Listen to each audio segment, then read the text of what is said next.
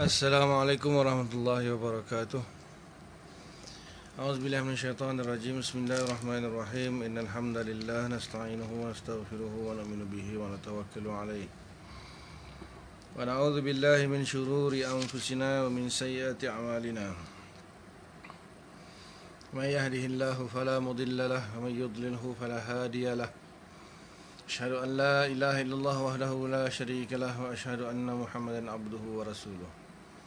Allahumma salli ala Sayyidina Muhammad wa ala alihi wa sahbihi ajma'in barik wa sallim amma ba'd. Wal 'asri innal insana lafi khusrin illa alladhina amanu wa 'amilus solihat wa tawasaw bil haqqi wa tawasaw bis sabr. Sadaqallahul 'azim. Qala Rasulullah sallallahu alaihi wasallam, man salaka yaltamisu fihi 'ilman sahalallahu lahu bihi tariqan ilal jannah. Kama qala Rasulullah alaihi wasallam. Alhamdulillah, syukur pada Allah Ta'ala kerana masih lagi diberi kesempatan untuk kita meluangkan masa untuk kita menyambung semula pengajian kita pada pagi ini. InsyaAllah, malah sama-sama kita mulakan dengan bacaan umur kita Al-Fatihah. A'udzubillahi minasyaitonir rajim. Bismillahirrahmanirrahim. Alhamdulillahirabbil alamin. Arrahmanirrahim. Maliki yaumiddin. Iyyaka na'budu wa iyyaka nasta'in. Ihdinas siratal mustaqim. Siratal ladzina an'amta 'alaihim ghairil maghdubi 'alaihim waladdallin. Amin.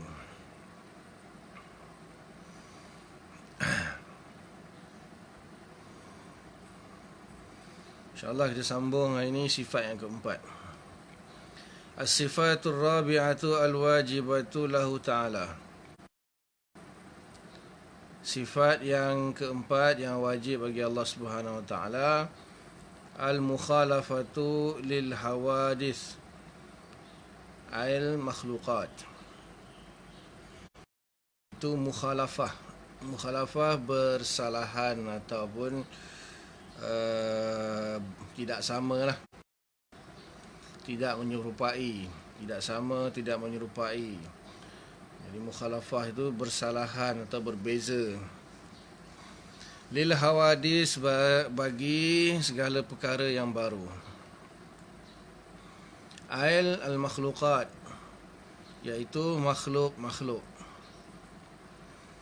Fallahu ta'ala mukhalifun li kulli makhlukin. Maka Allah Subhanahu wa ta'ala itu menyalahi, berbeza li kulli makhlukin, bagi setiap makhluk, min insin wa jinnin wa malakin wa ghairiha, daripada manusia dan jin dan juga malaikat dan seumpamanya. Fala yasihu ittisafuhu ta'ala bi awsafil hawadith. Tidak sah, tidak boleh, tidak benar pensifatan Allah Ta'ala dengan sifat-sifat yang baharu.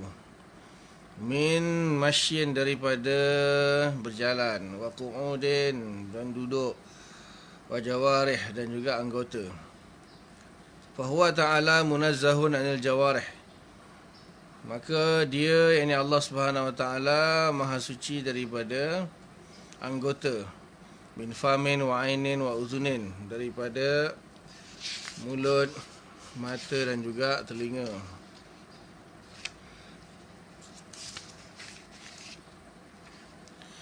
Wa ghairiha, dan selainnya. Fa kullu ma khatara bi balika min tulin wa ardin wa qasrin. Maka setiap saja apa yang terlintas di hati kamu daripada panjang, lebar dan juga pendek, wasamnin dan gemuk. Wallahu ta'ala bi khilafihi, maka Allah Ta'ala bi khilafi, berbeza dengannya. Tanazzahallahu ta'ala an jami'i awsafil khalq. Maha suci Allah daripada keseluruhan sifat-sifat makhluk.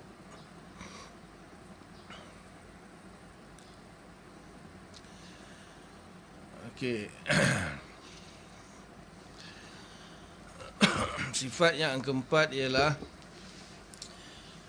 al-mukhalafatuhu ta'ala lil hawadis. Bersalahannya Allah Ta'ala atau berbezanya Allah Ta'ala dengan segala hawadis. Hawadis itu jamak ataupun plural kepada hadis.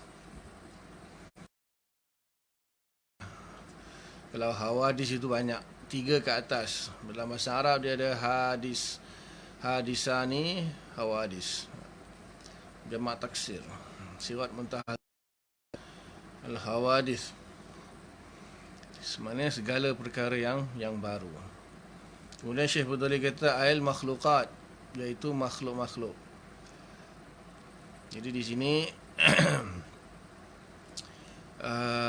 sebenarnya perkara yang baru itu lebih umum daripada dalam makhluk itu apa yang infisal, terpisah daripada Allah Subhanahu Wa Taala, makhluk. Di sini dia tak katakan mukhalafah lil makhluqat, dia kata mukhalafah lil hawadith. Jadi selain daripada menafikan persamaan antara Allah dengan makhluk, sebenarnya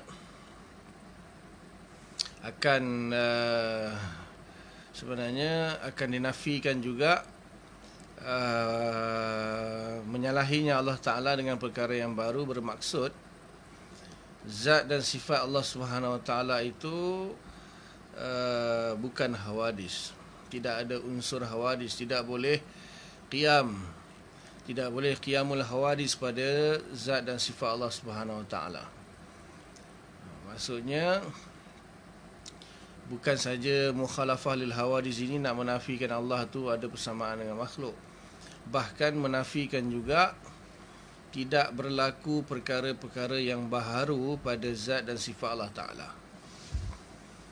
Sebab ada pendapat seperti Ibnu Taimiyah mengatakan bahawa boleh berlaku perkara yang baru pada zat dan sifat Allah Ta'ala. Maksudnya boleh berubah-ubah pada zat dan sifat Allah Ta'ala. Maka kita Asy'ariyah di Sunnah wal Jamaah mengatakan tidak boleh berlaku hawadis pada zat dan sifat Allah Ta'ala, kerana itu menyalahi sifat qadim, menyalahi sifat qidam. Zat yang qadim, yang bersifat dengan sifat qidam, tidak boleh berlaku hawadis padanya. Maka dua perkara yang berlawanan, kerana qidam tu lawannya hudus, hadis. Mana boleh sesuatu yang qadim dia hadis dalam masa yang sama? Mustahil. Jadi mukhalafah lil hawadis itu sebenarnya kalau sekali faham, maknanya Allah berbeza dengan makhluk. Cuma ada satu lagi yang mungkin sebahagian tak perasan, bahawa di situ juga nak menafikan mukhalafah lil hawadis, juga nak menafikan berlakunya hawadis pada zat dan sifat Allah Ta'ala. Okay, kemudian apakah ukuran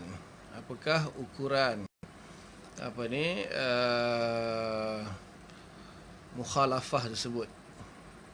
Ini kalau kita tengok kan, kalau mukhalafah itu bersalahan ataupun menyalahi ataupun tidak,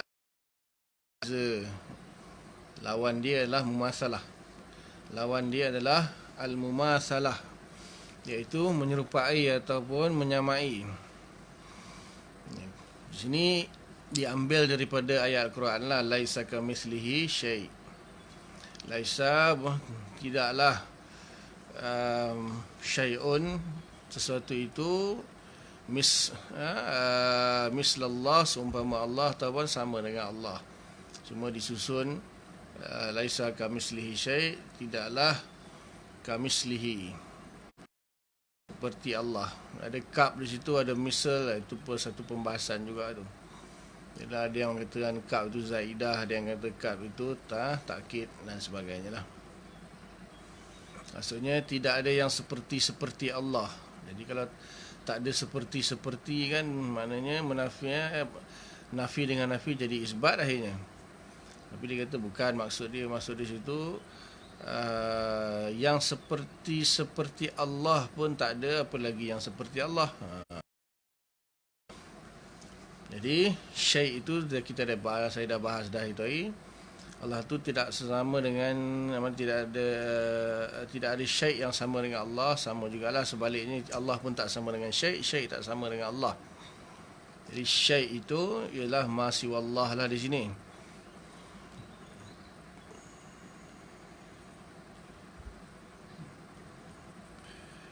Rasulullah mungkinul wujud. Selain Allah semua mungkinul wujud. Jadi selain Allah itu dianggap syai', walaupun sebenarnya Allah Subhanahu Wa Taala juga menurut sebahagian pendapat, bahkan itulah yang rajih mengatakan Allah juga termasuk syai', mengikut kaedah maksud maujud dan ma'dum. Maujud benda yang tak ada, ma'dum benda yang maujud benda yang ada, ma'dum benda yang tiada. Allah juga termasuk syai' kalau mengikut sebahagian pendapat, sebab berdasarkan kaedah nahu. Kullu syai'in halikun illa wajhah. Setiap sesuatu itu akan binasa melainkan Allah. Jadi di sini kalau ikut kaedah istisna dalam ilmu nahu, mustasna itu mesti sebahagian daripada minhu. Mustahil mustasna itu bukan daripada mustasna minhu. Jadi kullu syai' halikun illa wajhah, melainkan zat Allah, maka Allah termasuk syai'. Dalam ayat yang lain, ayu syai'in akbaru syahadatan qul Allah. Yang mana satukah yang lebih besar dia punya persaksiannya, katakanlah Allah. Jadi di situ memasukkan Allah di dalam syai'. Cuma di sini kalau kita kata laisa kamitslihi syai', bermakna Allah tak bolehlah termasuk di dalam syai' di sini. Syai' yang dimaksudkan di sini syai'un yang siwallah lah. Tentu juga nanti dalam sifat kudrah ada pembahasan innallaha ala kulli syai'in qadir. Sesungguhnya Allah Taala berkuasa atas segala sesuatu. Sesuatu yang dimaksud di sini, syai' yang dimaksudkan di sini ialah syai'un mumkinun. Syai' yang mungkin. Syai' yang mungkin itulah yang Allah Taala menyalahinya tak sama dengannya. Mana laisa syai'un mumkinun mislallah. Tidak ada syai' yang mungkin yang serupa dengan Allah. Nanti Allah pun syai' juga. Allah tu syai' dan tak serupa dengan syai'. Dari segi syai' itu pun dah sama dah kan.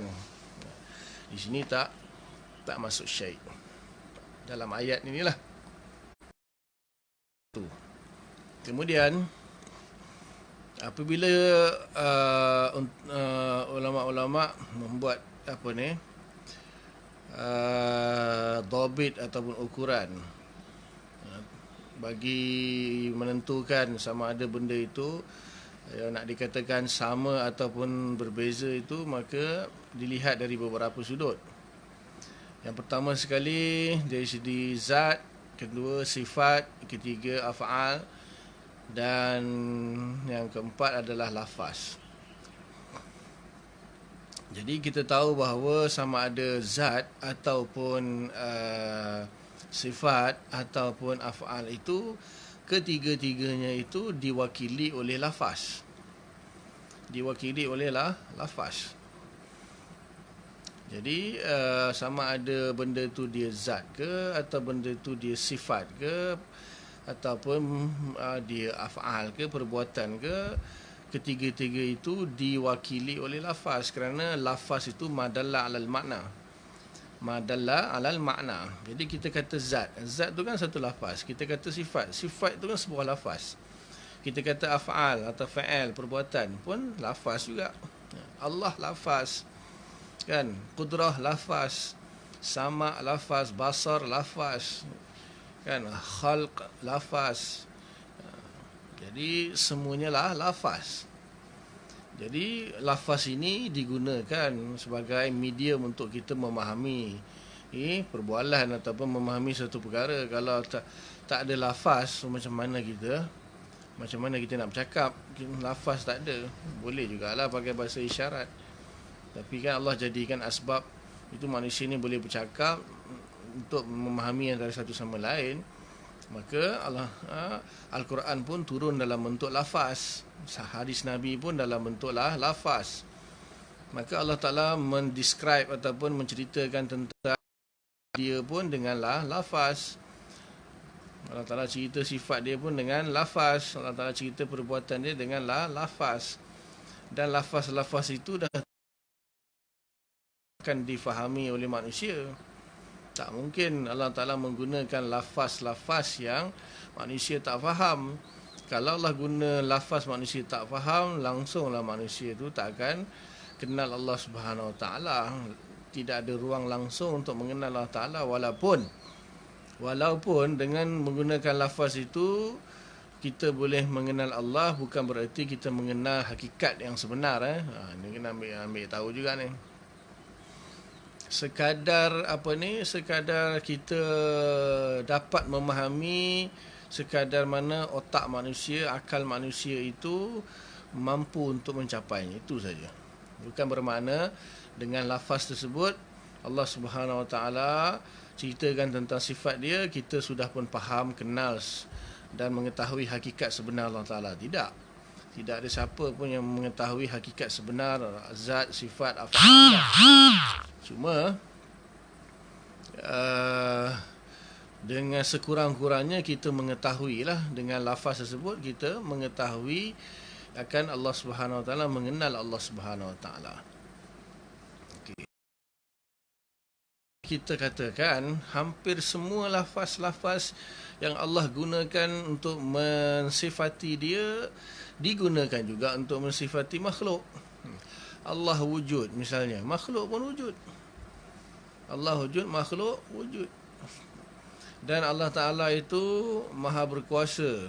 Ada makhluk yang kita gunakan makhluk berkuasa. Pihak berkuasa misalnya, berkuasa. Berkehendak, manusia berkehendak. Mengetahui, mempunyai ilmu. Manusia mengetahui, mempunyai ilmu. Hidup, Allah hidup, manusia hidup. Kemudian apa lagi? Samak, basar, melihat, mendengar, berbicara. Manusia pun melihat, mendengar, berbicara. Betul? Lafaz-lafaz yang Allah gunakan untuk mensifati dia, lafaz yang sama juga Allah gunakan untuk mensifati manusia. Jadi di sinilah munculnya golongan-golongan yang dipanggil mujassimah, musyabbihah, yang menjisimkan Allah, ataupun musyabbihah kerana terperangkap di dalam lafaz-lafaz tersebut, kerana salah memahami lafaz-lafaz tersebut. Walaupun semuanya boleh kita kata kesemuanya itu ingin mensucikan Allah Ta'ala, mentanzihkan Allah Ta'ala. Tapi di sini oleh kerana kurang berhati-hati atau terlalu sembrono, maka itu menyebabkan yufdi ila tashbih wa tajsim, boleh membawa kepada tashbih dan tajsim. Jadi di situ para ulama Asy'ariyah membuat satu ukuran ataupun dhabit bagi mumasalah dan mukhalafah. Mumasalah dan mukhalafah akan sesuatu perkara itu. Okey. Maka dari segi lafaz memang tidak dapat dielakkan, maka pasti sama. Lafaz-lafaz yang Allah gunakan untuk mensifati Allah sendiri dan juga lafaz-lafaz yang Allah gunakan untuk mensifati makhluk menggunakan lafaz yang sama. Cuma kena ingat, persamaan dari segi lafaz tidak membawa makna persamaan dari segi hakikatnya. Persamaan dari segi lafaz ni kena ingat, kaedah yang paling penting.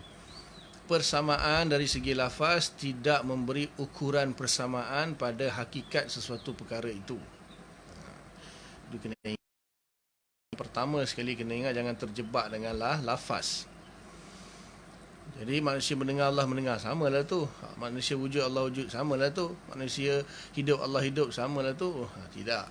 Lafaz tidak memberi ukuran persamaan atau perbezaan. Tidak. Okey, yang kedua,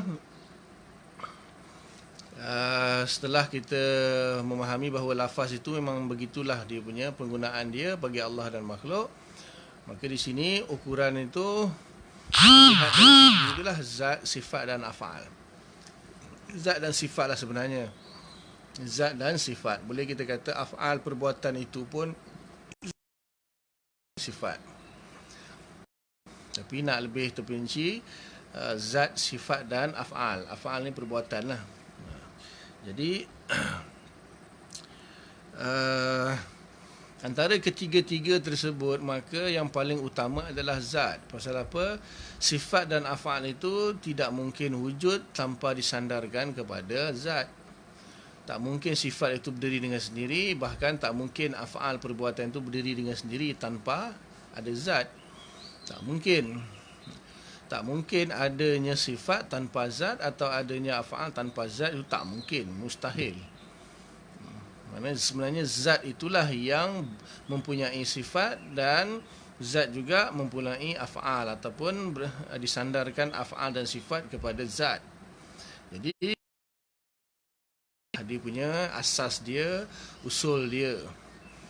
Maka sifat dan juga af'al itu adalah cabang ataupun nisbah kepada zat.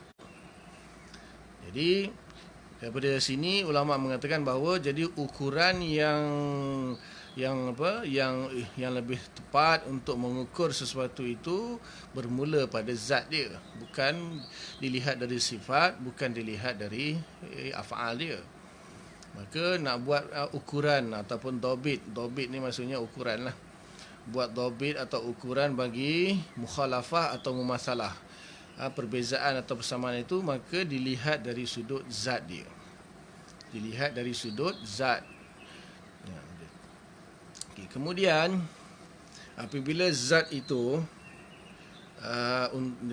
dia untuk dibuat ukuran persamaan ataupun perbezaan dari sudut zat, maka dilihat kepada, yang pertama sekali dilihat kepada sifat nafsiah bagi zat tersebut. Dilihat bagi sifat nafsiah bagi zat tersebut. Sifat nafsiah sama ada isbat ataupun nafi. Dilihat pada sifat nafsiah bagi zat tersebut sama ada isbat atau nafi. Tapi di sini ukuran yang dibuat adalah pada isbat, tidak pada nafi. Ukuran itu dibuat sekiranya mengisbatkan perkara yang sama kepada sesuatu zat, maka itu boleh membawa kepada mumasalah persamaan. Tapi kalau penafian dibuat pada zat tersebut, maka itu walaupun sama, itu tidak memberi ukuran persamaan. Contohnya manusia tidak ada tanduk, kucing ada tanduk. Kucing tidak ada tanduk. Sasul je. Contoh, manusia tidak ada tanduk, kucing pun tak ada tanduk. Maka manusia sama dengan kucing. Itu salah. Itu tidak boleh dibuat ukuran. Menafikan manusia tiada tanduk, menafikan kucing tiada tanduk, akhirnya kita kata manusia samalah dengan kucing sebab sama-sama tak ada tanduk, sama-sama dinafikan tanduknya. Tak boleh. Dia tak boleh dibuat ukuran dalam penafian.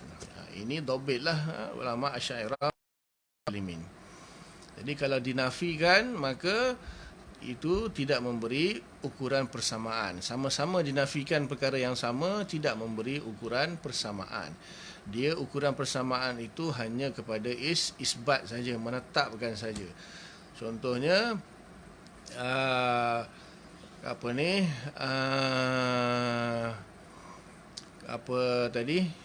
kambing ada tanduk, lembu pun ada tanduk. Maka lembu dan kambing sama dari segi adanya tanduk. Dan persamaan-persamaan yang lain lah, persamaan-persamaan yang lain. Ataupun kucing itu hidup, manusia itu pun hidup, maka sama. Sebab masing-masing sama-sama hidup. Kalau diisbatkan, makanya di situlah ukuran persamaan. Kemudian di dalam mengisbatkan pula ada pengisbatan secara hukum. Pengisbatan secara hukum, iaitu mengisbatkan sama ada wajib, mustahil atau harus. Mengisbatkan sesuatu, jadi pada wajib, pada hukumnya iaitu sama ada wajib, mustahil atau harus. Di situlah ukurannya persamaan atau perbezaan. Sebab apa kalau kita kata kalau pada isbat zat, misalnya zat Allah Taala hidup, zat manusia hidup, maka di situ akan juga ada persamaan. Sebab apa? Dua-dua isbat kan, Allah hidup, manusia hidup, jadi sama. Jadi kita kata di situ perbezaannya terletak pada hukum isbat tersebut. Maka contohnya Allah Ta'ala itu wajib dia hidup, wajib bersifat hayah, wajib bersifat hidup, contohnya lah ni. Maka manusia itu pun hidup juga, tapi dia bukan wajib hidup, tetapi dia harus. Hukum hayah, sifat hayah ataupun hukum hidup bagi manusia itu bukan wajib, tetapi harus. Jadi di situlah perbezaan pada sesuatu perkara diukur dengan hukum atas pengisbatan bagi sesuatu pada zatnya. Maknanya satu pada zat, kemudian pada mengisbatkan, bukan nafi, kemudian pada hukum. Sama ada wajib, mustahil ataupun harus. Jadi Allah wujud, dia kata. Allah wujud, manusia pun wujud. Sama lah tu. Ada qadrul mushtarak, ada kadar mushtarak, kadar persamaan yang berkongsi di antara Allah dengan manusia, iaitu Allah Ta'ala wujud, manusia pun wujud, bahkan semua alam ini wujud. Kita kata bezanya pada hukum. Allah wajibul wujud, kalau makhluk ini mumkinul wujud. Allah wajibul wujud, makhluk mumkinul wujud. Jadi di situlah Asy'ariyah membuat ukuran persamaan atau perbezaan, atau dipanggil dhabit mumatsalah atau dhabit mukhalafah, itu pada zat, kemudian pada pengisbatan pada zat, dan pada hukum pengisbatan tersebut. Jadi walaupun kita kata Allah wujud, manusia wujud, maka tak sama. Kenapa? Dia tak sama dari segi hukumnya, walaupun sama-sama isbat. Sama-sama isbat. Jadi mengisbatkan Allah Ta'ala itu wujud, mengisbatkan makhluk pun wujud misalnya. Cuma bezanya di mana? Bezanya makhluk itu wujudnya adalah mungkin, jaiz, harus. Allah itu wujudnya wajib. Di situlah perbezaannya. Jadi antara sifat-sifat nafsiah yang lain, contohnya selain daripada wujud, wujud. Jadi kita kata tadi kan, wujud itu contoh sifat nafsiah itu ialah wujud. Jadi Allah wujud, kedua-duanya sifat nafsiah bagi sebuah zat. Cuma bezanya di mana? Bezanya Allah Ta'ala itu wajibul wujud, manusia ini atau makhluk ini mumkinul wujud. Maka di situlah mukhalafahnya. Kemudian sifat zat yang lain, Allah Ta'ala itu wujudnya ghairu mutahayyiz. Allah Ta'ala wujudnya ghairu mutahayyiz, tidak mengambil ruang. Tidak mengambil ruang. Tetapi manusia atau makhluk yang lain selain Allah, semuanya mutahayyiz, semuanya mengambil ruang, bertempat atau mengambil ruang, samalah tu. Jadi di situ kan dah berbeza. Allah ghairu mutahayyiz, tidak mengambil ruang, tidak bertempat. Selain Allah, makhluk semuanya mengambil ruang, mutahayyiz, mengambil ruang dan juga bertempat. Itu kan dah berbeza. Allah tak mengambil tempat, tak mengambil ruang. Selain Allah, makhluk, manusia dan sebagainya mengambil ruang. Itu kan dah ada perbezaan. Kemudian Allah Ta'ala tidak disifati dengan harakat dan sukun. Oleh kerana Allah tu tidak mengambil ruang, tidak ada ruang, maka tidaklah dikatakan Allah tu ada harakat dan sukun, bergerak dan diam. Kerana pergerakan itu berpindah daripada satu tempat ke satu tempat yang lain. Kalau tidak mengambil ruang, macam mana kita katakan dia bergerak? Dia bergerak di mana kalau tak ada ruang? Jadi kalau contohnya tempat seminggu sempit, tepi sikit aku nak bergerak pun tak boleh, tepi sikit sempit. Kan, sebab tak ada ruang dah nak bergerak. So kalau Allah tidak mengambil ruang, tidak bertempat, macam mana boleh kita kata Allah tu bergerak ataupun diam? Manusia mengambil ruang, makhluk mengambil ruang, sebab itulah dia boleh bergerak dan jadi berbeza. Di situlah ukuran perbezaannya pada sifat nafsiah dari segi pengisbatan, dari segi hukum isbat itu. Faham setakat tu? Jadi Allah ada tangan, manusia ada tangan, bolehlah. Contohnya kan, tadi kan gunakan lafaz yang menunjukkan sesuatu. Sebab bila kita kata Allah Maha mendengar, contohnya kan sifat-sifat yang lain, sifat ma'ani, sifat hakiki misalnya. Allah Ta'ala maha mendengar, manusia mendengar. Cuma apa beza dia? Allah punya mendengar wajib. Manusia punya mendengar harus, tidak wajib. Manusia mendengar gunakan alat.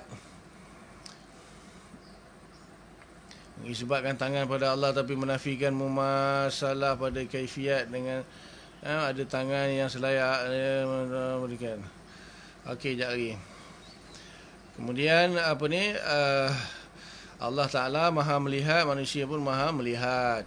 Tetapi tak sama dari segi hukumnya kerana Allah Subhanahu Wa Ta'ala itu melihat, hukum melihatnya wajib. Manusia melihatnya harus. Kemudian Allah melihat tanpa anggota, tanpa alat. Manusia melihat menggunakan alat anggota iaitu mata. Dengan syarat-syaratnya mesti ada syu'a', mesti ada tentangan lah. Allah Ta'ala melihat tidak ada syu'a', tidak bergantung kepada syu'a' ataupun muqabalah dan sebagainya lah. Jadi di situ tidak sah, tak sama. Walaupun lafaz dia melihat, sama-sama melihat tetapi dan sama-sama isbat, tetapi hukum beza. Allah Ta'ala melihat wajib, manusia melihat harus. Dan kemudian Allah melihat tanpa menggunakan alat ataupun anggota, manusia melihat guna alat anggota, maka tak sah, tak sama. Okey. Allah Ta'ala menggunakan lafaz tangan kan, satu ayat je, yadullah fawqa aydihim, tangan Allah atas tangan-tangan mereka lah kalau kita terjemahkan. Walaupun ada larangan untuk menterjemahkan, maka kalaulah kita terjemahkan yadullah fawqa aydihim, tangan Allah atas tangan-tangan mereka, maka Allah ada tangan, manusia ada tangan. Kenapa tak boleh kata Allah ada tangan? Di sini kita bukan kata tak boleh. Isu dia perbezaan di antara Allah melihat, mendengar, manusia melihat, mendengar boleh kita isbatkan. Tetapi Allah ada tangan, ada mata, ada telinga, tak boleh diisbatkan. Maksudnya di sini bukanlah tidak boleh diisbatkan, maksudnya kita menolak ayat Al-Quran tersebut, menolak hadis tak boleh. Mengisbatkan ayat Al-Quran itu wajib, siapa nafikan kafir. Cuma di sini apa bezanya di antara tangan dengan melihat adalah dari sudut bahasa dari sudut bahasa. Kalau melihat itu lebih kepada sifat ataupun perbuatan, melihat kan. Tapi tangan itu perbuatan, tangan itu sebuah anggota. Menurut bahasa dulu, sabar dulu. Ada orang yang kata, oh tak, tangan itu sifat. Sabar dulu, sabar. Tangan bukan sifat menurut bahasa kebiasaan manusia. Seluruh manusia di dunia ni tahu bahawa tangan itu adalah anggota. Itu wad'ul awal fil lughah.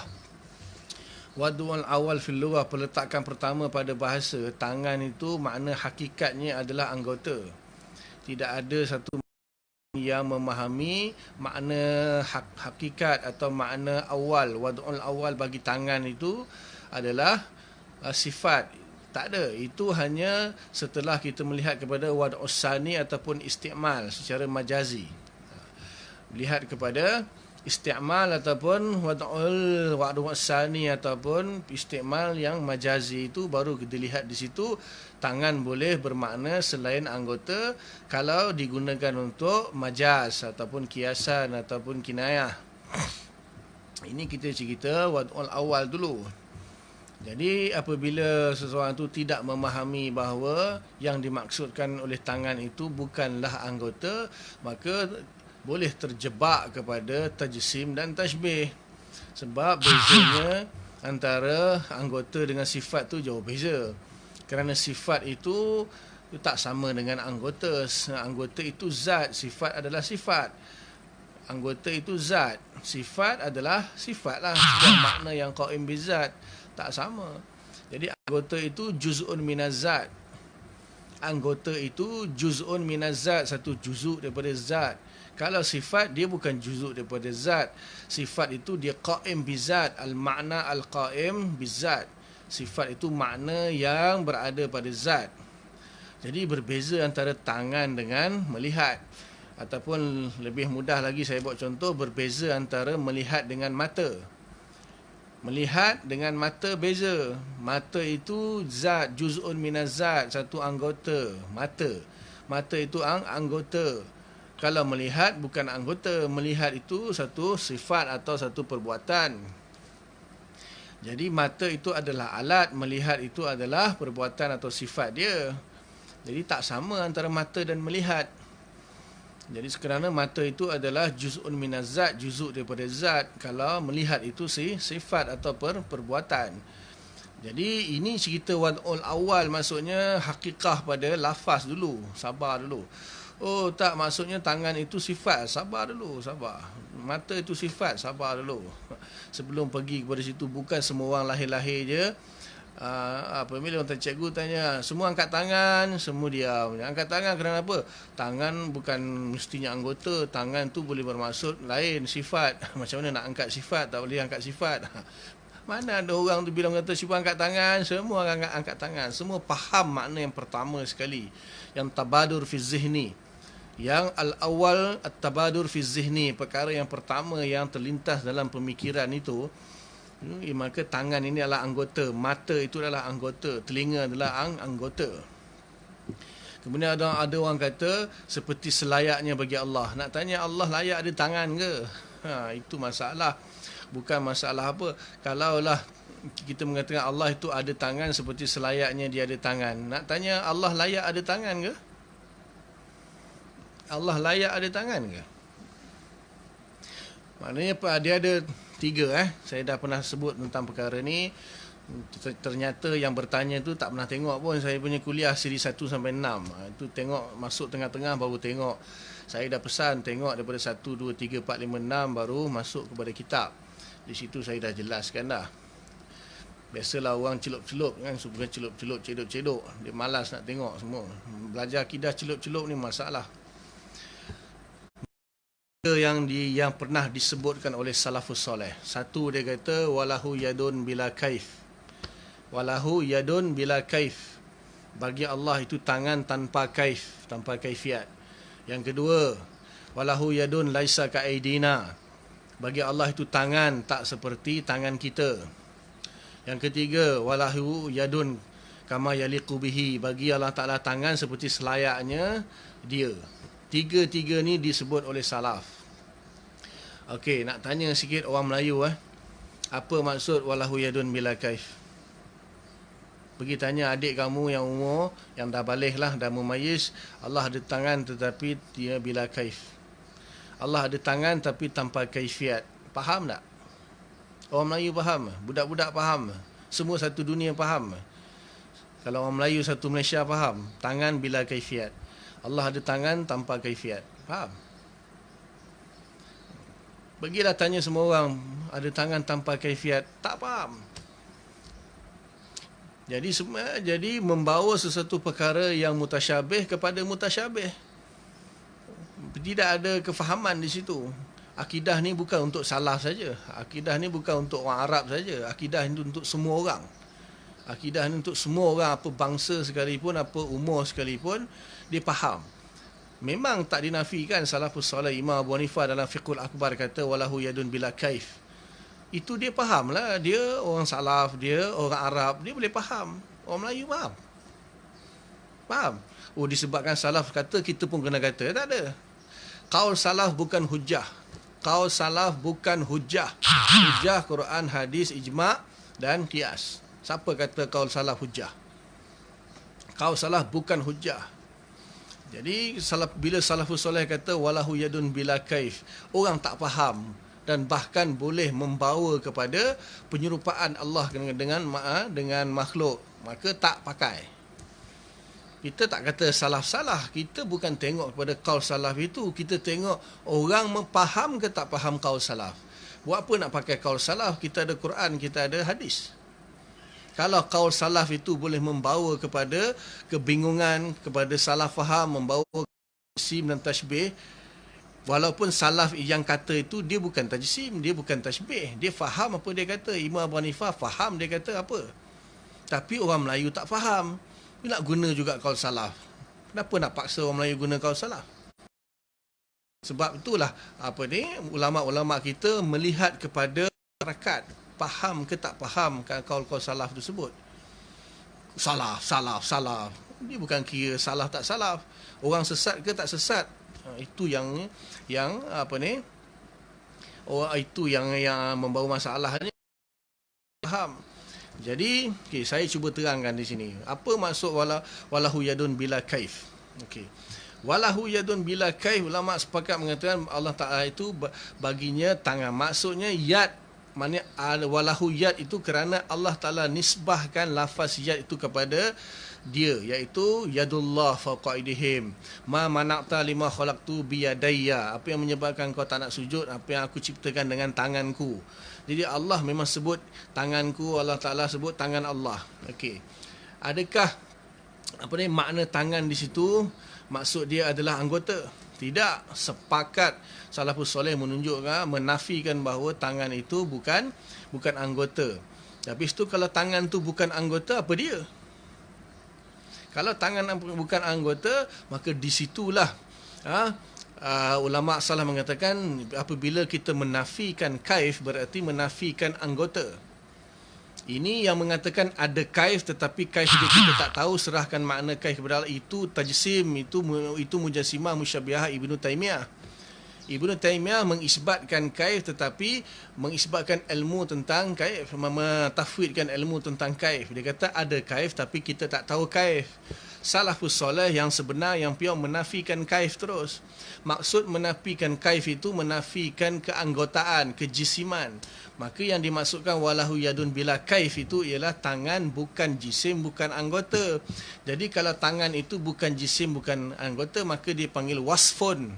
Dipanggil wasfun, tak dikatakan sifat. Walaupun sebahagiannya menggunakan sifat secara lughawi, tapi lebih tepat sebenarnya wasfun dengan sifat. Itu tu kena mengaji apa beza sifat wasfun, sifat wasfiyah dengan mausuh tu kena faham. Jadi bila ulama salah mengatakan walahu yad bila kaif, maka maksud bila kaif itu bukan anggota. Bila bukan anggota, bukan zat, bukan juz'un minaz zat, berarti dia adalah wasfun ataupun sifat.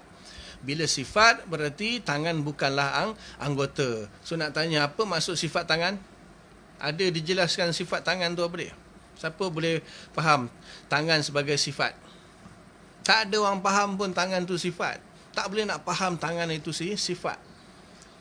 Sebab tu ulama Asy'ariyah tak pernah menyentuh sifat-sifat mutasyabihat. Yang suka duk ikut sifat mutasyabihat ni Ibnu Taimiyah dengan Wahabi. Mutasyabihat, Taimiyah, Wahabiyah. Itu duk jaja-jaja. Allah ada tangan tapi kita tak tahu kaifiat tangan dia macam mana. Ini semua inilah dia mujassimah, musyabihah, Taimiyah, Wahabiyah. Asy'ariyah murni sifat 20. Tak bahas langsung sifat mutasyabihat. Tak payah sebut Allah ada tangan ke tak ada tangan ke, bila kaif ke, atau ada kaif tak ada kaif ke. Itu semua tak payah, orang awam keliru tak faham. Kita bahas yang qat'i saja, iaitu kudrah, iradah, ilmu, hayah, sama', basar, kalam. 7 sifat makni yang qat'i semua faham. Tak akan terjebak kepada tashbih dan tajsim. Selesai. Ini bawa orang Allah duduk atas arash, Allah ada tangan tapi tak sama macam tangan kita, tapi tak ada kaif, Allah ada mata ris. Itu sebenarnya jalan-jalan yang nak membawa kepada tashbih dan tajsim. Pasal apa? Sudah wujud tajsim dan tashbih, mujassimah, musyabbihah ni bukan tak wujud. Wujud di zaman tabi'in lagi. Sebab wujud di zaman tabi'in itulah ulama cuba mencari jalan supaya menghalang manusia yang generasi seterusnya untuk terjebak kepada tajsim dan tashbih. Oh, Allah sendiri yang sebut, Allah sebut sifat kudrah, kenapa kau tak kecoh pasal sifat kudrah? Kenapa kau sibuk dengan tangan, dengan mata, dengan bersemayam? Allah sebut sifat dia berapa banyak. Dalam kitab yang saya bagi tahu semalam, di sini sifat-sifat yang qat'i, yang muhkamat, Allah cerita beratus-ratus kali, berpuluh-puluh kali. Sifat yang tashbih, yang mutasyabihat ni Allah sebut beberapa kali saja. Tapi sibuk dengan yang Allah sebut sikit-sikit, Allah yang mutasyabihat, itu yang dia sibuk, dia dah bahas. Itulah dia Wahabiyah, Taimiyah, Mujassimah. Lepas tu kata ini salaf. Oh, ini salaf, inilah salaf, ini salaf. Faham? Yang kedua, walahu yadun laisa kaina. Walaupun ada beberapa ahlul hadis menggunakan lafaz itu, tak boleh. Pasal apa? Walahu yaidun laisa ka'aidina itu sama macam contoh Maksud walahu yadun laisa ka'aidina itu baginya tangan, tetapi tangannya tak sama macam tangan kita. Tokong Hindu tu, berhala Hindu pun ada tangan, dan tangan tokong Hindu tu tak sama macam tangan kita. Betul? Dia nak mengisbatkan juga Allah ada tangan, tapi tangan Allah tak sama macam tangan kita. Ini langsung tak boleh pakai. Itu terus akan membawa kepada tashbih dan tajsim. Pasal apa? Tengok tu Hindu. Hindu kan ada tokong. Mana tengok tokong Hindu? Tangan belah kiri 4, belah kanan 4. Tangan belah kiri 4. Maknanya tokong Hindu ada tangan, tapi laisa ka'aidina. Tokong Hindu punya tangan tak sama macam tangan kita. Tangan kita sepasangnya, sebelah satu belah kanan, satu belah kiri. Tokong Hindu tangan 4 belah kanan, tangan 4 belah kiri. Allah pun mungkin tangan 1000 belah kanan, 1000 belah kiri. Yang tu orang faham macam tu. Tak boleh pakai. Walaupun salafus qaul salaf bukan hujah. Sebut sikit. Hujah ahli sunnah wal jamaah, Quran, hadis, ijma', qiyas. Mana ada qaul salaf? Ada. Qaul sahabi pun mukhtalafi. Qaul sahabi pun dah masuk dalam adillah mukhtalafi. Ini qaul salaf. Siapa kata? Buka kitab baca lah. Qaul salaf tu hujah ke tidak. Jadi orang awam, salaf. Salaf. Syiah pun salaf. Khawarij pun salaf. Mujassimah pun salaf, Musyabbihah pun salaf, Qadariyah pun salaf, Jabariyah pun salaf. Semua itu wujud di zaman salaf. So, salaf yang mana? Salaf yang Mujassimah, itu yang dimaksudkan tu. Ikut salaf yang Mujassimah, yang Musyabbihah. Jadi, Asy'ariyah murni daripada tashbih. Setuju sifat ma'ani yang tidak membawa kepada tashbih langsung. Itu Asy'ariyah, sifat 20. Kemudian wal huwa yadun kama yaliqu bihi. Kama yaliqu bihi, seperti selayaknya Allah ada tangan. Allah layak ke ada tangan nadanya? Allah layak ada tangan? Allah layak ada tangan ke? Kama yaliqu bihi, kama yaliqu bihi. Alasan konon nak membenarkan akidah dia yang fasid, yang batil. Tak ada, Allah tak layak ada tangan. Tangan itu Allah sebut. Okay, sekarang ni Allah sebut. Dia orang selalu guna Allah sendiri sebut. Nahnu nusbitu ma asbatallah. Kami mengisbatkan apa yang Allah isbat. Okay, nak tanya. Allah Ta'ala sebut dalam Quran.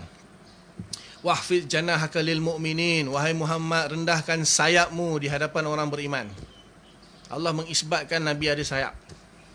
Nabi ada sayap? Nabi ada sayap? Ada di sini yang mengisbatkan Allah, Nabi ada sayap.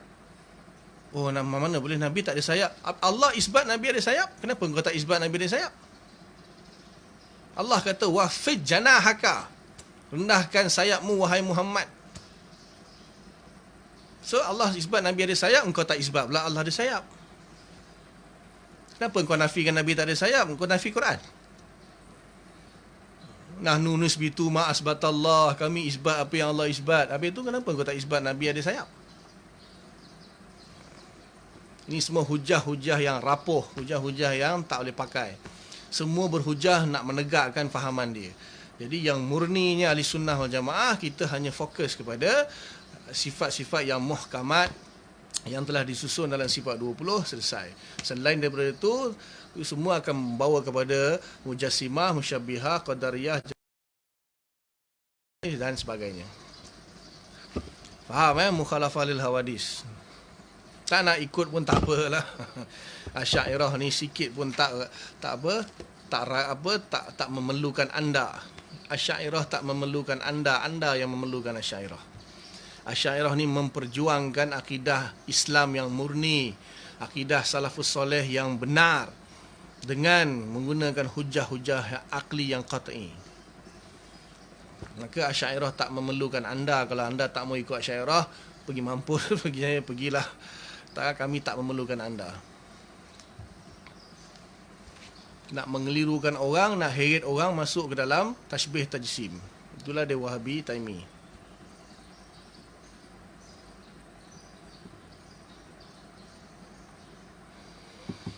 Selesai Itu dengar baik-baik, betul-betul tu point tu.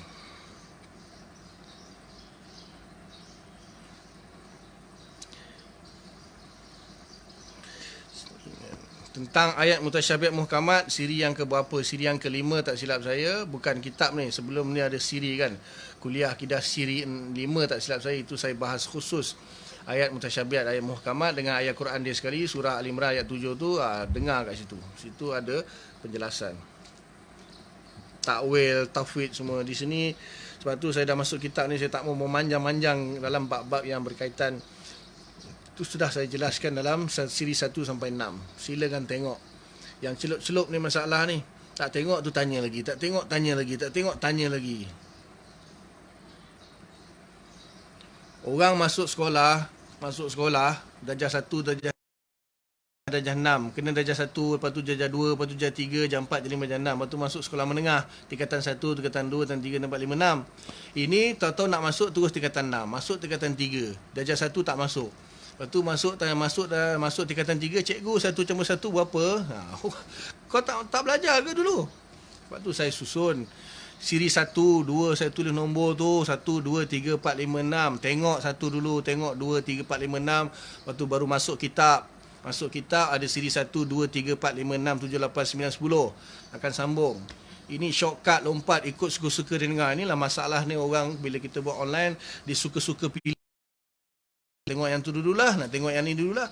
Tengok filem pun tengok daripada mula. Orang yang kaki filem pun tengok daripada mula. Lepas tu sampai habis. Ini tak, tengok last dulu. Lepas tu lagi baru tengok tengah. Lepas tu lagi baru tengok mula.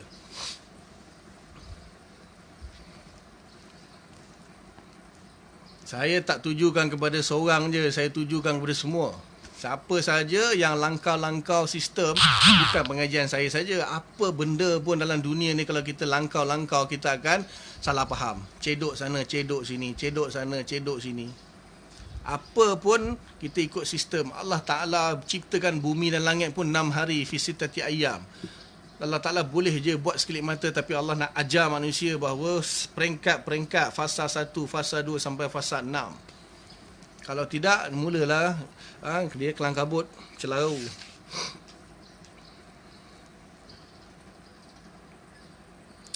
Saya tak ada marah siapa-siapa pun, tak ada untung nak marah-marah. Kita tegas. Kena tahu beza marah dengan tegas. Marah lain, tegas lain. Kalau saya marah, saya tak buat kuliah ni. Buat apa saya nak layan semua ni? Itu kalau marah. Ini kita nak bertegas. Bila kita tak tegas, kita lembik, tak apa, tak apa. Naik kepala. Ini belum lagi Syekh Nuruddin lagi. Kalau Syekh Nuruddin lagi ya. Syekh Nuruddin punya kuliah.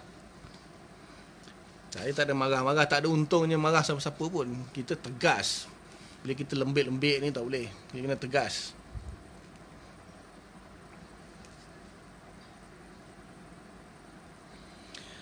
Okey.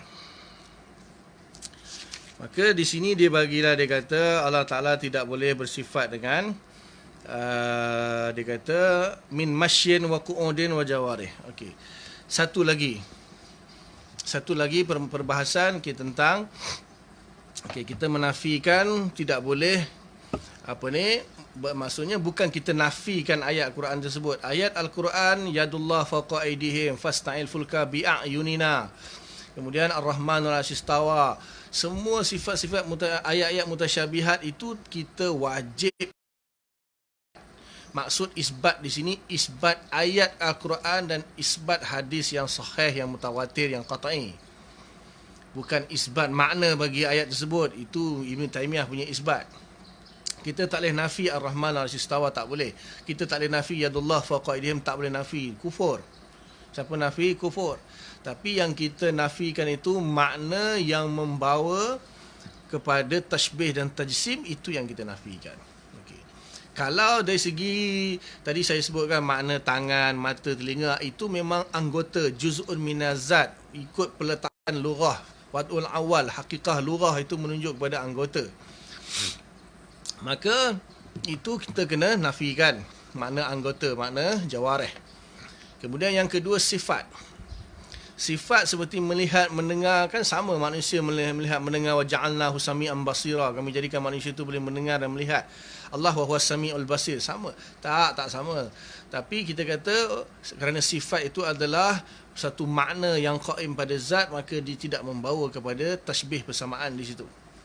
Melihat tak boleh dibayangkan melihat tu macam mana. Kalau mata boleh dibayangkan, melihat tak boleh dibayangkan. Mendengar, telinga boleh dibayangkan, tapi mendengar tak boleh dibayangkan. Okey, kemudian satu lagi lah sebenarnya. Okey, kalau orang tu dia cuba nak isbatkan mata dan melihat, Allah Taala ada sifat mata, Allah Taala ada sifat melihat.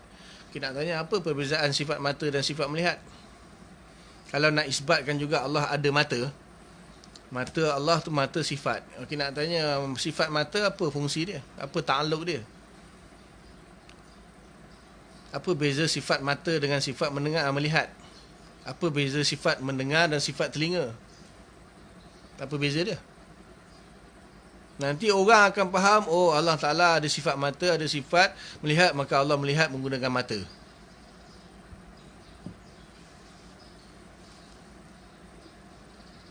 Allah melihat menggunakan mata, Allah mendengar menggunakan telinga. Bila isbat dulu. Sebab tu kita bukan nak nafikan, kita jangan yang sebenar, jangan bahas benda-benda yang tashbih dan tajsim. Adapun ayat Al-Quran kita isbat. Mesti wajib isbat ayat Al-Quran dan hadis. Kemudian satu lagi perbuatan, af'al. Af'al perbuatan. Jadi ada sesetengah perbuatan itu yang menunjukkan berlakunya hawadis pada Allah Ta'ala. Itu sebab tu kita kata mukhalafatu lil hawadis. Sebab dalam segi bab perbuatan ini, ulama Asy'ariyah mengatakan perbuatan Allah Subhanahu Wa Taala itu amrun i'tibari. Perbuatan itu amrun i'tibari. Dia bukan sesuatu yang wujudi. Jadi bila kita nisbahkan kepada Allah Subhanahu Wa Taala, segala perbuatan itu tidak memberi perubahan pada zat Allah Taala, tidak memberi kesan hawadis pada zat Allah Taala. Contohnya perbuatan. Perbuatan ni ada dua lah. Perbuatan ni ada dua. Satu, kita kalau siapa belajar, dia benar saraf, dia ada dua jenis perbuatan. Satu dia panggil fi'il lazim, satu dia panggil fi'il muta'addi. Fi'il lazim ini fi'il yang tidak memerlukan maf'ul. Fi'il muta'addi ni fi'il yang ada maf'ul. Contohnya fi'il lazim seperti duduk, berjalan, pergi, datang, bersemayam. Itu perbuatan lazim atau dipanggil fi'il lazim. Fi'il yang melibatkan zat sahaja, tak melibatkan benda lain. Tak ada benda yang infisal, tak ada. Kalau fi'il muta'addi contohnya menciptakan. Bila menciptakan adalah benda makhluk yang tercipta, maf'ul dia. Itu fi'il bila Allah, tentulah ada benda yang dihidupkan. Bila mematikan dah tentulah ada benda yang dimatikan. Itu fi'il muta'addi. Jadi ada dua jenis fi'il, satu fi'il lazim, satu fi'il muta'addi. Jadi Asy'ariyah Ahli Sunnah wal Jamaah mengatakan bahawa kedua-dua sama ada lazim atau muta'addi. Kedua-duanya amrun i'tibari, tidak ada tidak qaim bizat lah, senang cerita. Tidak qaim bizat. Sebab fi'il itu adalah benda yang baru. Fi'il adalah benda yang baru. Segala benda yang baru tidak qaim bizat Allah Ta'ala. Itu Asy'ariyah dari sunnah. Kalau Ibn Taymiyah, fi'il lazim dan fi'il muta'addi dua-dua qaim bizat, cuma maf'ul je yang terpisah pada zat. Sebab walaupun fi'il tu fi'il muta'addi, sebenarnya dia ada juga lazim dia di situ, dan cuma dia ada maf'ul. Fi'il lazim dia hanya ada pada fa'il itu, berlakunya pekerjaan pada fa'il itu, tapi tak menghasilkan maf'ul. Kalau fi'il muta'addi berlaku pekerjaan pada fa'il dan menghasilkan maf'ul. Cara untuk mematahkan hujah-hujah puak Wahabi, belajar ilmu sungguh-sungguh. Bagi faham, insya-Allah boleh faham. Kita mematahkan hujah lawan bila kita betul-betul faham. Bila kita betul-betul faham, kita boleh guna 1001 cara untuk mematahkan hujah. Masalahnya kita tak faham, sebab tu kita susah nak mematahkan hujah Wahabi. Dia tak perlu gunakan sesuatu yang spesifik. Kalau kita sudah faham akidah yang sebenar, apa cara pun kita boleh patahkan hujah. Bukan saja Wahabi, semua firqah-firqah batilah boleh dipatahkan kalau kita sendiri faham akidah yang sebenar. Kita pun tak faham lagi, kita tiru-tiru hujah orang nak lawan, lepas tu bila dia tanya balik, kita tak boleh jawab. Itu masalah. Selagi tak faham akidah betul-betul, jangan cuba-cuba nak cabar Wahabi, nak patahkan hujah Wahabi, jangan. Fahami dulu akidah dulu.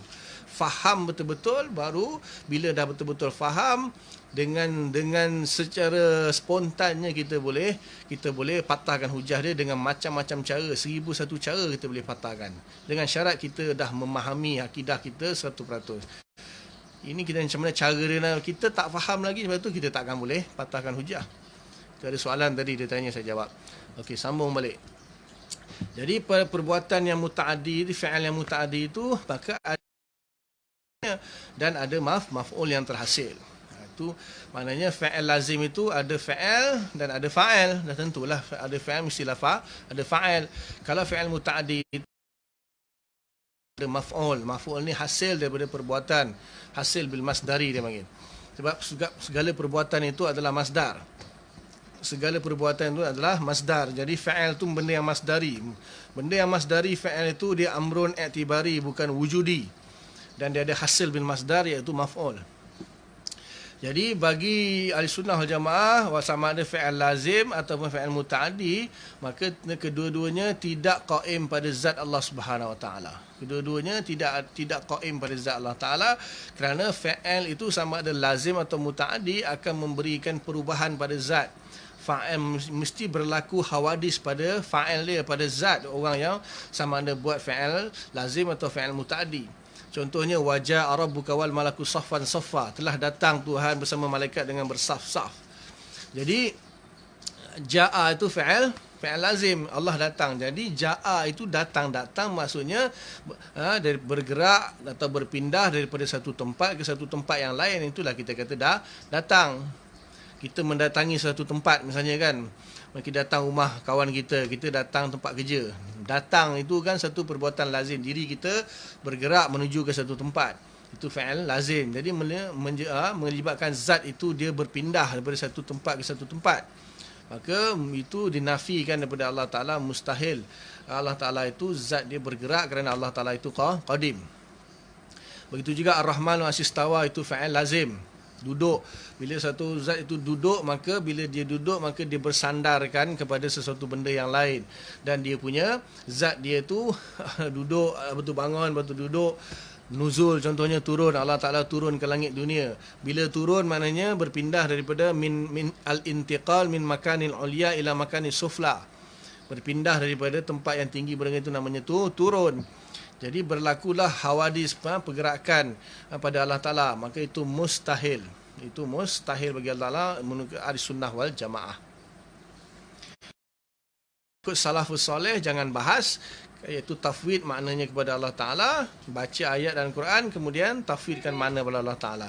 Kalau ikut khalaf, boleh takwil dengan takwil tafsili yang zanni, kerana maslahat supaya orang tak jebak kepada tashbih dan tajsim. Maka segala af'al Allah Ta'ala yang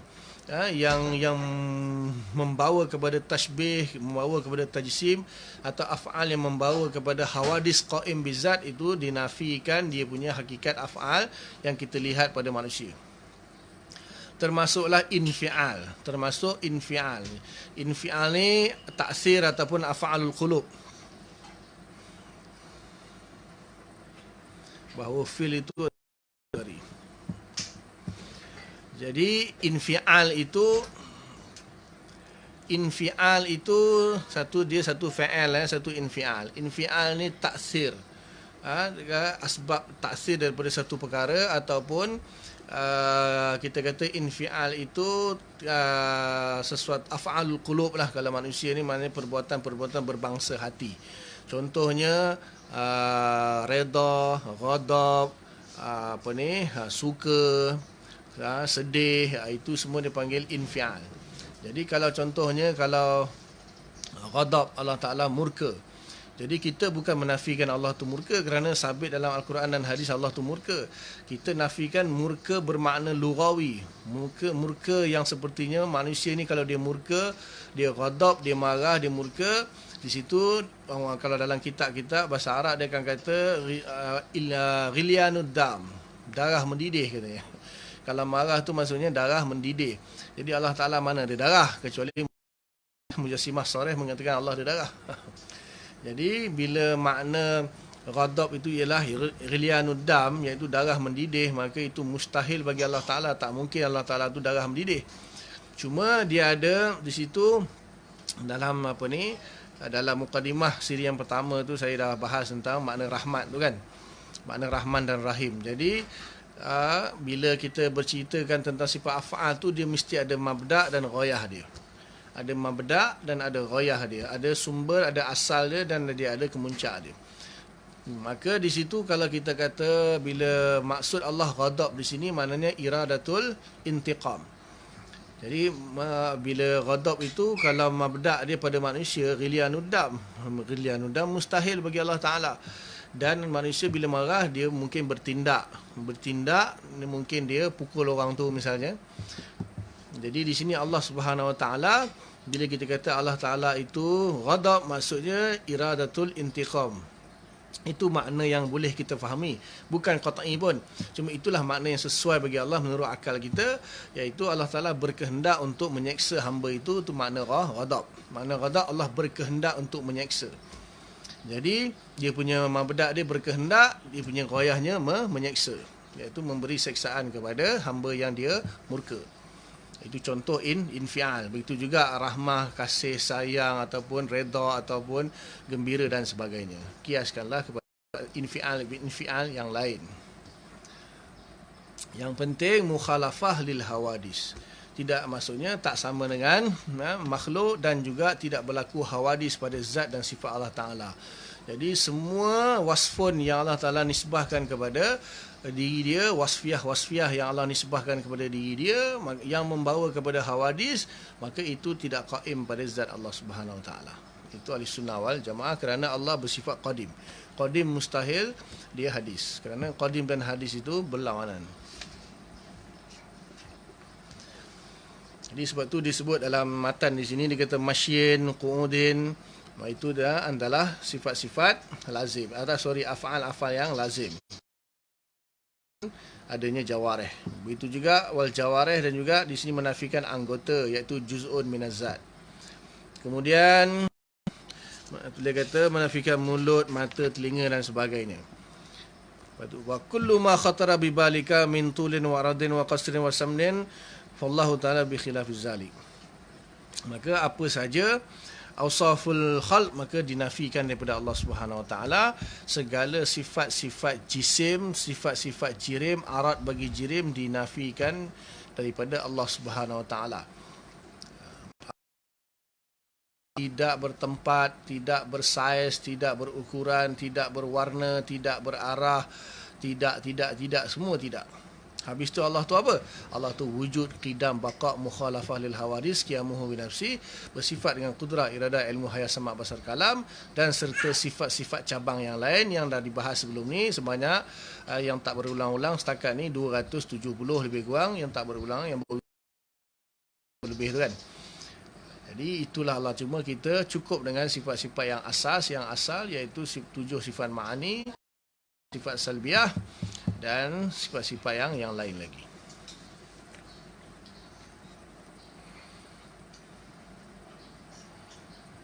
Ibn Taymiyah mengatakan bahawa Asy'ariyah ni cuba nak menyamakan Allah dengan ma'dum. Cuba nak menyamakan Allah dengan ma'dum, maknanya menafikan Allah Ta'ala tak ada jisim, tak ada arat Allah Ta'ala, tak ada fi'il Allah Ta'ala, tak ada saiz, tak ada ukuran, tak ada warna, tak bergerak, tak diam. Maknanya Asy'ariyah ni nak membawa manusia kepada menafikan Allah, nak menyamakan Allah dengan ma'dum, sampai dia kata, engkau orang tuduh aku tajsim, menyamakan Allah dengan jisim. Dia kata itu lebih baik lagi daripada engkau orang menyamakan Allah dengan ma'dum, dengan tak ada. Habis tu tak berjisim, tak bersaiz, tak berukuran, tak berarah, tak berwarna, tak, akhirnya tak ada langsung. Itu Ibn Taymiyah. Biarlah kau orang tuduh aku tajsim pun tak apa, yang penting Allah tu ada. Tapi kau orang tu menyamakan Allah dengan benda yang tak ada, sebab menafikan semua. Itu Ibn Taymiyah, itu jawapan yang bodoh, jawapan yang safsatah.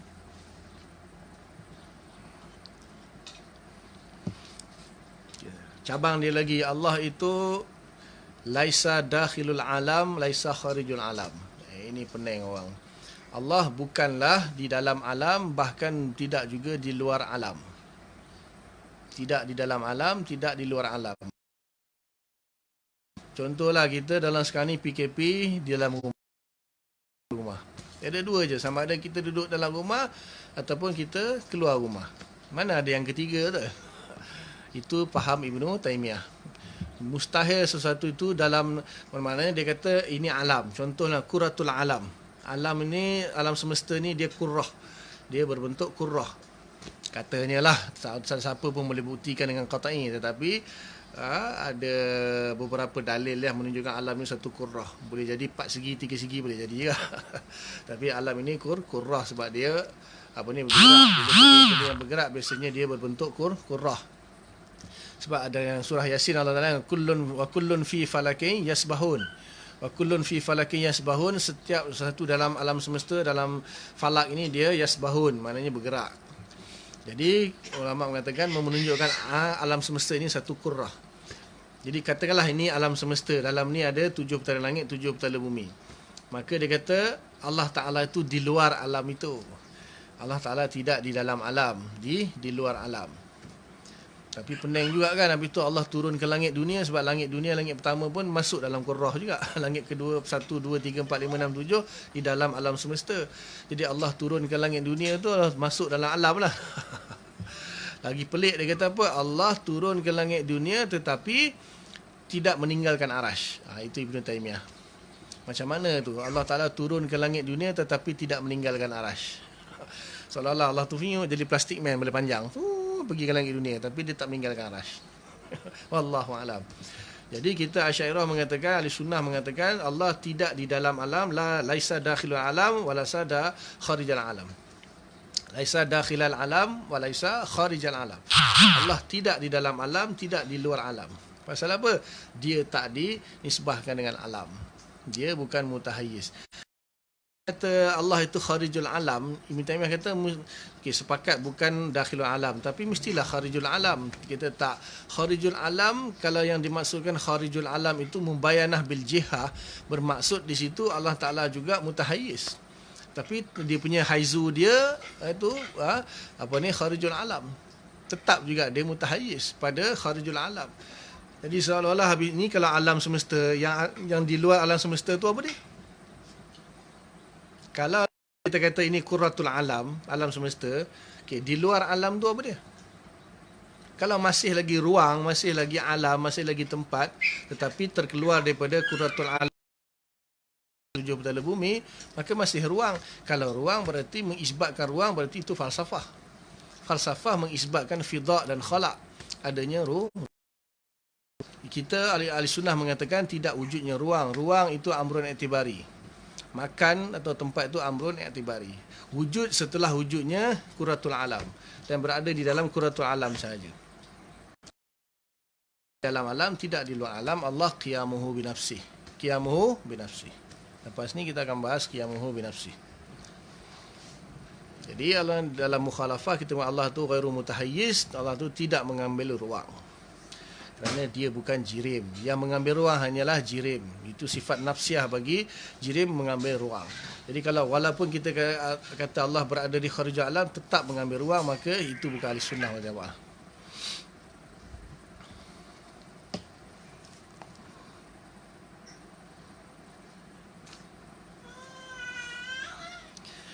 Habiskan dalil di sini. Wa dalilu ala wujubil mukhalafati lahu ta'ala annahu law kana syai'un minal hawadis yumathiluhu ta'ala ay idza kana Allah ta'ala law furida ittisabuhu bi syai'in mimma tasafa bihi al-hadis lakana hadisan. Wa dalilu ala wujubil mukhalafati lil hawadis, adapun dalil atas wajibnya mukhalafahnya Allah Ta'ala, annahu sesungguhnya law kana syai'un minal hawadis yumathiluhu ta'ala, daripada perkara yang baru itu menyerupai Allah Subhanahu Wa Taala, ai iza kana Allah Taala law furida ittisafuhu bi syai'in mimma tasafa bil hawadis, iaitu sekiranya kita mentakdirkan bahawa Allah Taala itu bersifat dengan sesuatu daripada sifat-sifat yang baru, lakana hadisan, maka dia tetaplah itu menunjukkan Allah Taala juga baru. Allah tak ada atas langit. Nanti ya. Lakana hadisan, maka Allah Ta'ala itu juga sesuatu yang baru. Wa iza kana Allah Ta'ala hadisan, jika adanya Allah Ta'ala itu baru, laftaqara ila muhdis, maka pastilah Allah perlu kepada muhdis, wa muhdisuhu ila muhdisin wa hakaza. Muhdisnya juga perlu kepada muhdis yang lain, begitulah seterusnya. Wa yalzamu daur wa tasalsul, maka lazimlah daur dan tasalsul, wa kullu minhuma muhal, maka kedua-duanya mustahil. Maka nampak tu dalil sama, dalil qidam, dalil baqa, dalil mukhalafah lil hawadis sama, iaitu Allah Taala bukan hadis. Kalau dia menyamai hadis, berarti dia hadis. Kalau dia tak qidam, dia hadis. Kalau dia tak baqa, dia hadis. Kalau dia tak mukhalafah lil hawadis, dia hadis. So kan senang saya dah cakap awal-awal dulu, dalil sama je. Jadi kebanyakan dalil semuanya sama. Jadi bukannya bermakna walaupun kita akan bahas 13 dalil saja, sebab sifat ma'nawiyah sama dalilnya sifat ma'ani. Di sini pun sifat qidam, baqa dan mukhalafah lil hawadis, dalil dia sama. So tak susah mana pun mengetahui dalil akli, sikit je. Kalau Allah tak qidam, dia hadis. Kalau dia hadis, berlakulah daur dan tasalsul. Kalau Allah Ta'ala itu tak baqa pun dia hadis, berlakulah daur tasalsul. Kalau Allah tak mukhalafah dengan hawadis, dia mumasalah hawadis. Bila mumasalah hawadis, dia hadis. Jadi dia bila hadis berarti dia akan berlaku daur dan tasalsul. Sama je. Dalil, qidam, baqa dan mukhalafah hadis sama, iaitu Allah Ta'ala kalau tak bersifat demikian, dia hadis. Bila dia hadis, berlakulah daur tasalsul, mustahil. Susah? Tak susah pun. Yang saya bahas panjang-panjang tu, itu poin-poin untuk memahami saja. Wahasilu hadzal dalil an taqula, hasil daripada dalil ini kamu katakan law syabahallahu ta'ala hadisan minal hawadis fi syai'in lakana hadisan mislahu, iaitu kamu katakan kalaulah Allah Ta'ala itu menyerupai sesuatu perkara yang baru daripada perkara-perkara yang baru pada sesuatu, maka adanya Allah Ta'ala pun baru juga seumpama hawadis yang lain. Lianna ma jaza ahadul mislain jaza alal akhar, yang harus bagi salah satu yang serupa harus juga di atas sesuatu yang lain. Harus. Okay. Maknanya semua hawadis itu dia bersifat dengan sifat harus.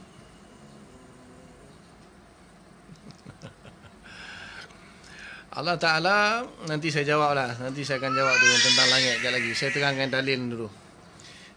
Memang dia live ni, dia bila saya cakap, dia bukan terus dengar, dia ada delay beberapa saat. Sebab tu bila saya dah habis cakap, jadi sana tak habis lagi dengar. Dia ada delay, tak apa. Nanti saya jawab insya-Allah. Jadi di sini dia kata apabila sesuatu itu dia sama-sama hadis, maka hukumnya harus boleh disifati dengan salah kedua-dua sifat. Jadi kalau manusia itu hadis, binatang hadis, maka boleh manusia ada tanduk, boleh ke tak boleh? Boleh. Kalau Allah Ta'ala nak ciptakan manusia tanduk, boleh, tak mustahil. Kan? Kucing ada ekor, manusia ada ekor. Manusia tak ada ekor tapi boleh tak ada ekor? Boleh, sebab dia harus. Allah Ta'ala boleh cipta dia ada ekor kalau Allah nak lah. Tapi Allah tak nak cipta lah. Maknanya bukan mustahil kalau manusia itu ada ekor. Semua Allah tak nak je cipta manusia itu ada ekor. Tapi kalau sekiranya Allah Ta'ala nak ciptakan ekor untuk manusia, boleh? Boleh. Bukan mustahil bagi Allah. Jadi sebab tu dua benda yang sama, kalau dua-dua hadis, maka saling boleh mensifati antara satu sama lain. Apa yang bersifat yang harus pada hadis A, boleh disifati kepada hadis B. Jadi sebab tu Allah tak sama dengan benda yang baru. Sebab apa? Mustahil Allah tu bersifat dengan sifat hadis. Kalau Allah Ta'ala juga hadis, maka Allah boleh bersifat dengan mati, Allah Ta'ala bersifat dengan bodoh, Allah Ta'ala bersifat dengan gila. Sebab apa? Itu sifat-sifat hadis. Kalau Allah itu hadis. Sebab tu Allah Ta'ala mustahil bersifat dengan sifat hadis, kerana mustahil dia bersifat dengan sifat yang ada pada hawadis yang memberikan kekuatan pada zat dia. Wahudusuhu ta'ala mustahilun li'anahu ta'ala wajibun lahul qidam. Adapun barunya Allah Ta'ala itu mustahil kerana wajib Allah Ta'ala itu bersifat-sifat qidam. Kita dah bahaskan sebelum ni. Wa izan tafa'anahu ta'ala hudus sabata mukhalafatuhu ta'ala lil hawadi. Maka jika ternafilah hudus bagi Allah Ta'ala, maka sabitlah Allah Ta'ala itu mukhalafah dengan hawadis. Falaisa bainahu ta'ala wa bainal hawadis musyabahatun fi syai'in qat'an. Maka tidak ada persamaan langsung di antara Allah Ta'ala dengan perkara yang baru itu, satu persamaan pun secara pasti, qat'i. Wa hadza huwa dalil ijmali wajib ma'rifatu kama taqaddama. Ini adalah dalil yang ijmali yang wajib untuk mengetahuinya seperti yang telah lalu. Okey. Soalan dia, adakah Allah berada di langit atau tidak? Jawapan dia tidak. Mana ada Allah ada di langit? Langit itu makhluk, langit itu tempat, langit itu ruang. Kan dah sebut tadi Allah Ta'ala, dia kata Allah Ta'ala berada di langit.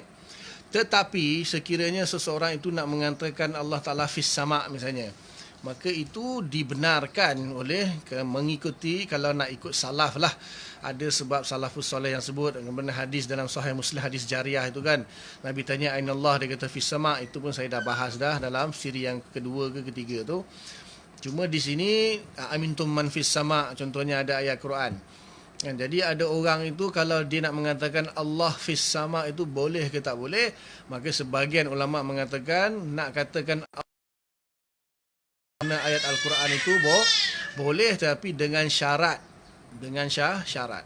Nak kata Allah tu fis sama' dengan syarat. Tapi jangan kata bahasa Melayu. Tak boleh sebut bahasa Melayu. Allah berada di langit tu bahasa Melayu. Jadi Allah fis sama' itu boleh kata tak? Ataupun Allah tu fawqal ars, boleh kata atau tidak? Kalau dia nak cakap juga kerana dia kata ada ayat Quran kata Ar-Rahmanu 'ala arsy istawa, amintum man fis sama' dan sebagainya. Okey, boleh dia nak isbatkan ayat Quran itu, tapi dengan syarat dia kena menafikan bila kaif wala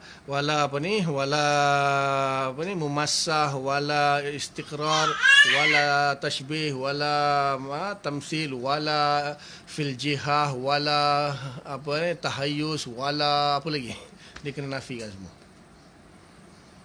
Allah fi sama nak kata, tapi kena nafikan semua. Bila tahayyus wala fil jihah wala mumassah wala istiqrar wala apa lagi wala mahdud dan sebagainya. Boleh nak kata, tapi kena nafikan semua tu. Baik, tak payah kata. Cukup kita bahas tentang Allah sifat yang qat'i sahaja. Jadi kalau orang Arab tak sama dengan orang Melayu. Salafus soleh pun bila nak mengisbatkan ayat Quran, mereka ada tanzih di situ, menafikan bila kaif wala tashbih wala tamsir wala masil wala nazir wala had wala ila akhirih. Itu kalau nak sebut jugalah, mesti ada qayyid dengan qayyid penafian. Wallahu a'lam. Nanti sambung insya-Allah sifat al-khamisah. Besok Sabtu, patut Ahad. Jadi tak tengok dulu macam mana. Tengok Sabtu Ahad ni kadang-kadang saya tempat lain. Kuliah online jugalah. Jadi mungkin ada, mungkin tak ada yang minta kuliah. Ya, jadi tak adalah sini. Kalau tak ada, saya buat juga. Ahad pun sama. Saya tunggu kadang-kadang dia orang deal. Macam biasanya besok tu nak kuliah, malam tu baru dia orang bagi pagi Sabtu, ataupun besok pagi Ahad kita buat kuliah. Itu baru saya buatlah. Jadi minta confirmation dulu daripada orang. Kan Sabtu pagi satu Ahad, dua-dua ada kuliah duha tu dekat surau Kajang satu lagi di Bangi. Jadi besok dengan lusa tengok dulu macam mana. Kalau tak ada kuliah duha, insya-Allah saya sambunglah. Wallahu alam. Setakat tu dulu apa yang baik daripada Allah Taala. Biasa pukul 9.45 macam itulah lebih kurang. Wallahu alam. Apa yang baik daripada Allah Ta'ala, apa yang tak baik kelemahan saya lah, minta ampun kepada Allah, minta maaf pada semua muslimin muslimat, ustaz ustazah. Mudah-mudahan Allah bagi taufik terfaham sampaikan, tangguh dengan kafarah majlis.